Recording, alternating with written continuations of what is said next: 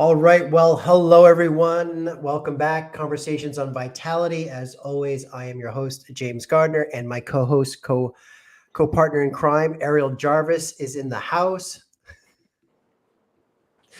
Ariel, welcome, welcome. Happy Monday to you. Happy Monday to our community at large.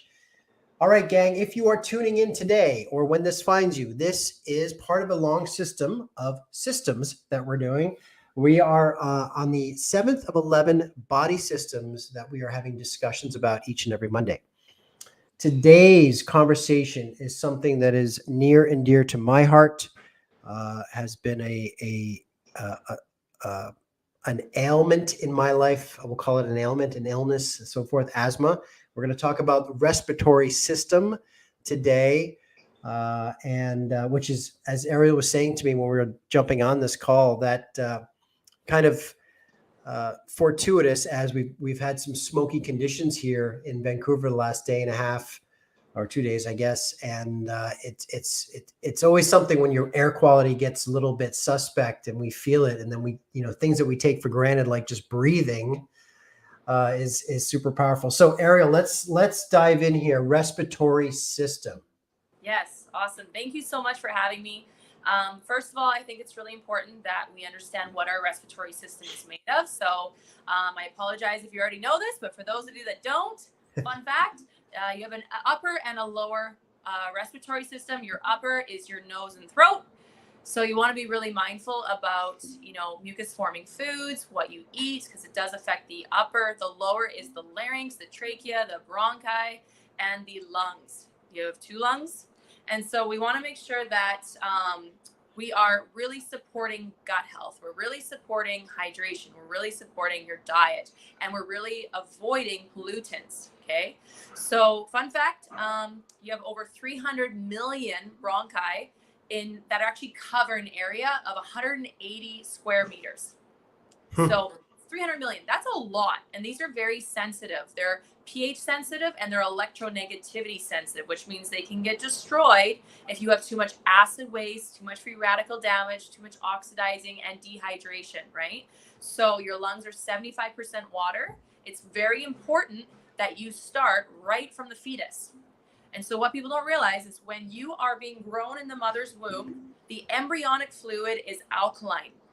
And everything that your mother eats and drinks and her stress load, her emotional load, all of that plays into consideration with the development of the body systems of the baby. So some individuals will have a weakened body system. So for example, individuals that have asthma or COPD, it actually starts in the gut.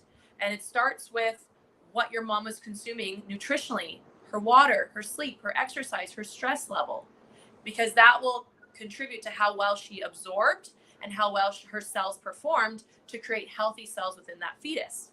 So it's all through electronegativity. And so if you ever notice when a child is born, they have that smell, that baby smell, right? That's actually indicating that they're alkaline. You're supposed to maintain this smell forever. But because our diet is so acidic and so oxidizing, we become acidic and we actually start to develop an odor. And you're not supposed to need deodorant. You're not supposed to need mouthwash. You're not supposed to have this horrible, gut rot in first thing in the morning. Yes, you need to brush your teeth, but that's mostly because we consume so much processed sugar, processed foods, things like that. There are so many colonies in different parts of the world that don't even brush their teeth and they've never had a cavity. You have a microbiome, you have an immune system, right? And what people don't realize is you don't just have an immune system in their gut. People talk all the time about the immune system in the gut, but did you know you have your own immune system in your lungs? Your respiratory system has its own colony.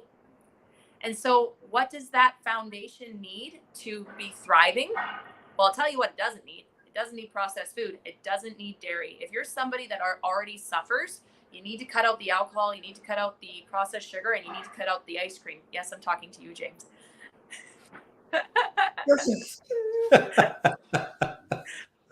So it's very, very important, my friend. It's all so very important. You have to be willing to give up the thing that's making you sick and let your body go through a full cellular recovery to rebuild that foundation. Your cells turn over every 25 days. You have 75 trillion cells. If you have a respiratory condition or a weakened respiratory area, remember, your weakness can become your strength. but you need to really take the time that it needs to regrow that area. A forest fire always regrows back stronger, right?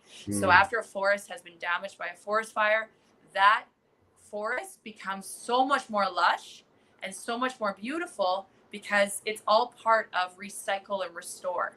Okay. So a few supplements that we want to think about if we are having, say, pneumonia, COPD, hay fever, asthma, COVID, whatever that might be, right? We want to take into consideration what's going on. Is it a bug? Is it a dehydration? Is it a virus? Is it a pH problem? Is it a deficiency?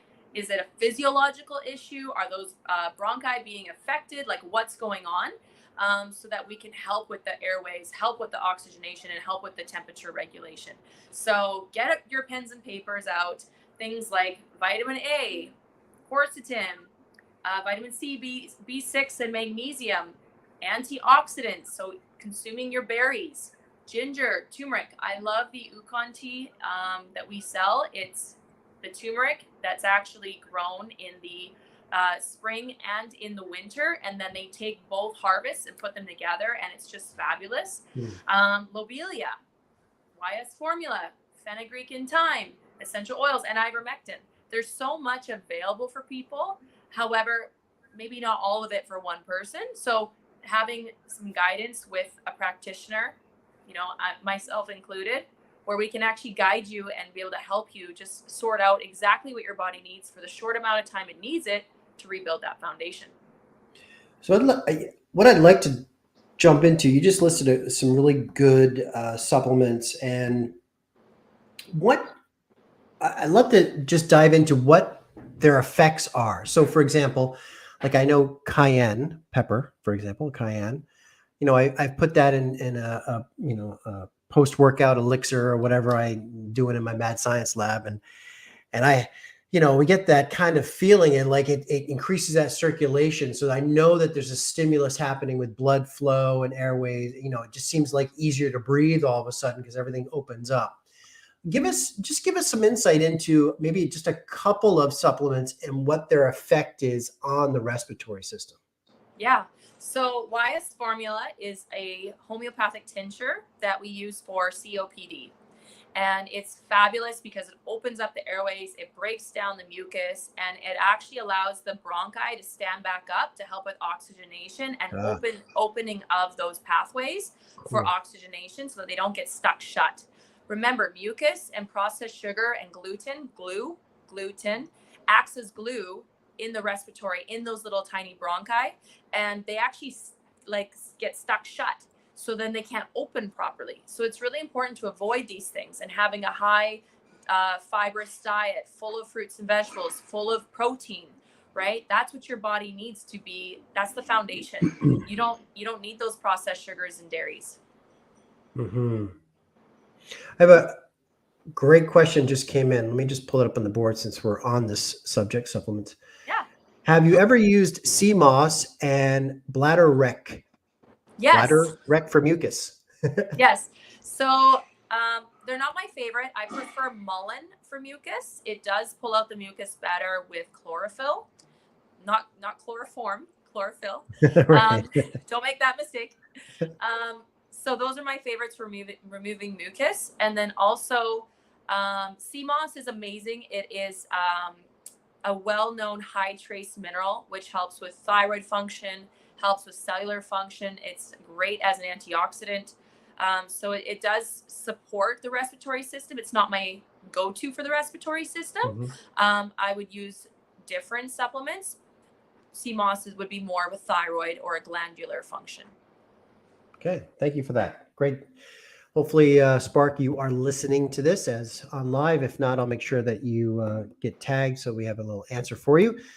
So, Ariel, you talked mucus, and we've brought mucus into conversations before in terms of the negative effect and obviously how food causes that in our system.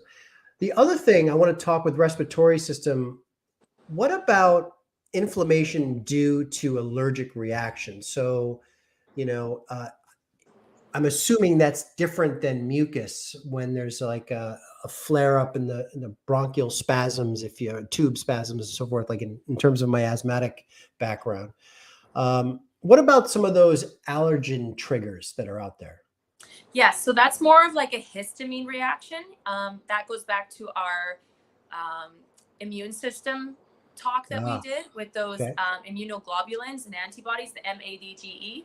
So basically, they will be signaled that there's a histamine reaction happening, and then all of a sudden, you'll have the area will close up, and then blood flow will stop to that area, oxygenation will stop to that area, everything will stop. The highway is blocked, Mm, and so when you cut off the oxygenation to a certain like little tiny cellular system, then it will actually put that body system into a fight or flight, and the central nervous system will basically shut off. And so people can pass out, people can not get air, people start to panic and worry, they start to get tightness, or they'll literally black out. And that's because the body is not able to support the pollutant or the allergen that entered into the body. It got mm. through the three levels of protection, the army, Right, right. and the body couldn't go into a fever quick enough. So now the body just shuts down.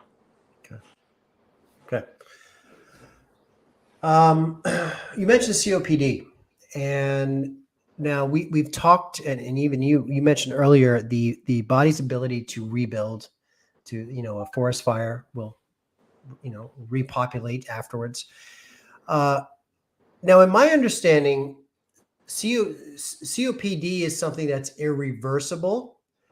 Is that true, or like what are your thoughts on that?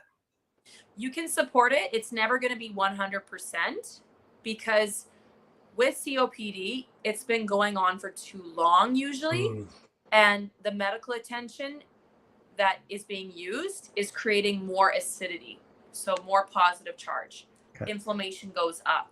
Now, for individuals that unfortunately don't go through Western medicine, right, and they go through strictly Eastern medicine and they follow Dr. Sebi protocols and they follow, Ayurvedic medicine protocols, the COPD is reversible and it's been proven to be reversible. But as soon as you start playing with pharmaceuticals, now you're creating another layer of mucus that the body has to break down and remove. Remember, Mm, it's not so much that these foods cause mucus, it's that your body reacts to it and creates mucus to protect itself from it. And so the best way to tell if something is not good for you or it's going to affect your respiratory system is you'll immediately get like a tickle in your throat or a cough when you start eating something, or B, your nose will run. If you get a runny nose when you're eating something, that means you're allergic to it. Your body's making mucus. Your body's trying to purge it out. Yeah. So be very careful. wow. So start focusing on what you're eating.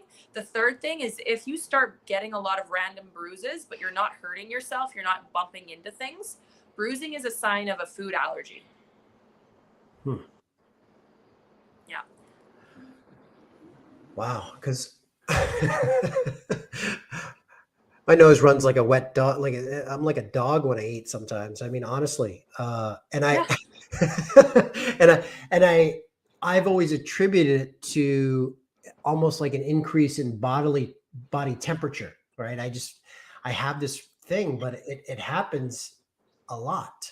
So So it's so interesting you say that because your lungs are your temperature regulators. If you're eating an allergen food, your body temperature will rise up and your body will try to purge it. You're hitting the third line of defense. You're hitting that fever defense. right, right, right. Okay, so runny nose is a telltale sign that there's an allergic reaction happening on some level.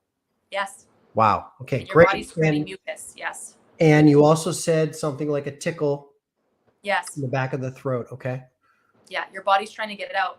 You have your adenoids and your tonsils, right? So those actually are little receptors and they'll be able to identify if something is foreign or if something's new. Maybe you've eaten something you've never eaten before. And so some people, they'll have a good reaction. The body will be able to break it down and recognize it and do its thing. And then some people will be like coughing, swollen, what's Mm, going on. And that's because the tonsils and the adenoids are not happy. That's part of your digestion. That's part of your immune system. That's part of your response. So it's having an allergy reaction, and it will close up, or your temperature will go up, or you'll get really mucousy and your nose will run. Wow. And you mentioned earlier, which I find fascinating, that a lot of this is predetermined in the alkaline state of the mother's womb, if you will. And just because we're talking allergies right now, and it does impact the respiratory system, in my case. What about nut allergies? Like, so are those again the root cause back to that alkaline state of the fetus back in the day, or what? It can be caused by that, or it can be caused by an overloaded toxicity. So basically, something that was brought into the body as the child is going through adolescence. Usually, it's to do with childhood vaccines, or it's to do with getting very, very sick and undernourished, malnourished. So different parts of the country. Or getting a different type of parasite, right? So different depending on where you are in the country. Parasites can also affect that if you get a really bad one at a young age. So these are the three main contributing factors that are so explosive to that body system. And so the body system doesn't have the capability to deal with it because it's just too much, right? Too many foreign invaders. And so we really do want nature to take its course, because nature is more gentle. And if you're taking something from a lab and injecting it into the body, it's like, it's just so aggressive. And the body sometimes it will recognize it if it comes in again, but that first hit can be detrimental to the poor cellular system. And not every body's respond the same. And some people, it can be long-term damage. Right. Fascinating. Now, Ariel, one thing we haven't touched on yet in terms of respiratory, but I know we're going to now, is again, last week when we talked cardiovascular system, we talked, the heart being a pump, and we talked obviously exercise. And the same holds true here with the power of the diaphragm, the lungs, the ability to intake oxygen, to expel CO2, to also distribute said oxygen efficiently to the body, and so forth.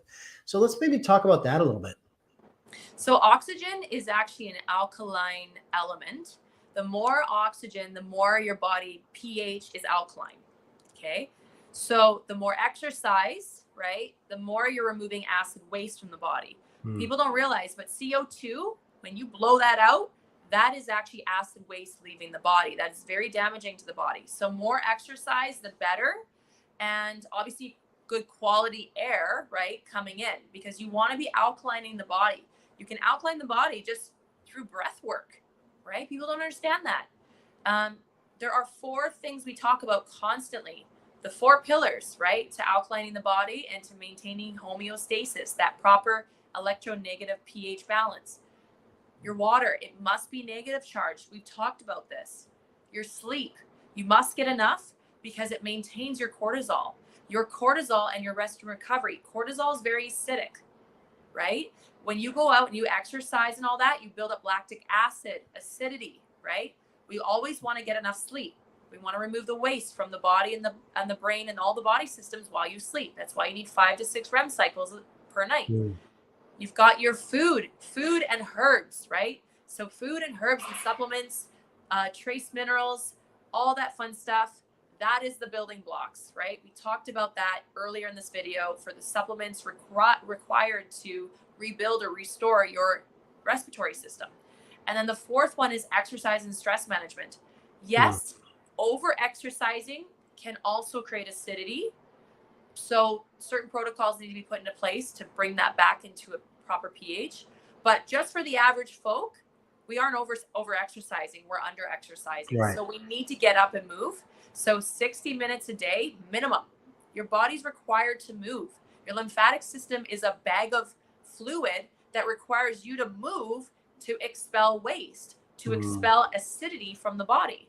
And also stress management.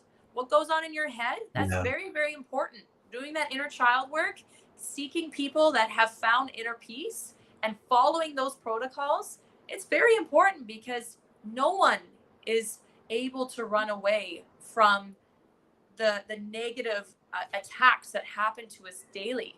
You have to put on an armor every day and protect yourself because you're only human, right? And we are emotional beings. Emotions are energy in motion, and that can create underactive cells if you just constantly suppress that, right? So, and we don't want to dump on other people. So it's very important that you find that inner peace and you find those tools so that Mm, you're not running from stress, you're facing it and you're not letting it sink in and affect you, right? yeah. Stress is good for us. It allows us to adapt and That's it right. allows us to understand each other. That's right. Yeah, not all stress is bad, for sure. Ariel, I have one more question. I know we're almost at time, but I have a question regarding the respiratory system. And I know we can rebuild. It seems that, or is there any truth to once someone is afflicted with uh, uh, a lung disease or pneumonia, for example, that they're more susceptible to have reoccurring conditions in that same area? Yeah, so your cells have a memory, right? And scar tissue can develop. And so, usually, when people have had pneumonia or COPD or asthma, they haven't dealt with the underlying issue. And so, of course, through cellular memory, it's going to keep coming back to the weakest area, the weakest link, Mm, right? But if you can strengthen that area to be your strength, then it will target another area. And so, if someone is really wanting to overcome their asthma or their COPD or they have long-term pneumonia or like whatever that might be, then you need to go through rehab. You need to understand that it takes 2 years to do a full cellular reset of that body system to make it a strength. From a weakness to a strength on the mm, spectrum, to go from one side to the other, takes up to 2 years for those lungs to fully mature and mm. develop again. Fascinating, because we hear it a lot in nursing homes too, and it just seems like there's pneumonia always is a lot of times the precursor to older people kind of getting passing away. Like they once they get something in their lungs, it's like a fast downhill exit. Yeah, Is that prevention, health is prevention is so important. yeah. Just prevention. If you know it runs in the family, you know that that's a weakness that you already struggle with. Don't wait to recover when you're at your deathbed. Don't Mm, try to recover when you're 70, 80 years old, right? Because your inner mitochondria is already so weak at that point. You don't have the charged energy to shuttle that nutrition to that right. area and to that body system. You want to really restore those body systems that you're noticing are kind of weak now. You want to do it while you're still in your prime. Love that. Absolutely. Absolutely. I love that. What a great way to end that. Now's the time, gang.